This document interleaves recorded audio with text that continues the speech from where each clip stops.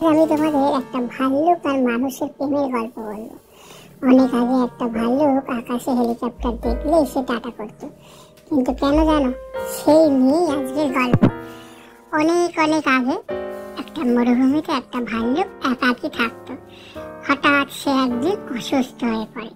অসুস্থ হয়ে পড়লেই একদল মানুষ যখন খবর পায় তার কাছে ছুটে যায়, কিন্তু ভাল্লুক বেচারা ভয়ে সে আরো দূরে চলে যেতে থাকে। কিন্তু মানুষগুলো ছিল নাছোড়বান্দা।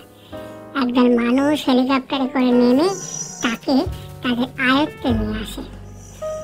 এরপর চলে দীর্ঘক্ষণ ধরে তার চিকিৎসা। নানা ওষুধপত্র, ইঞ্জেকশন সমস্ত কিছু ব্যবহার করে ভাল্লুকটাকে তারা সুস্থ করার চেষ্টা করতে থাকে।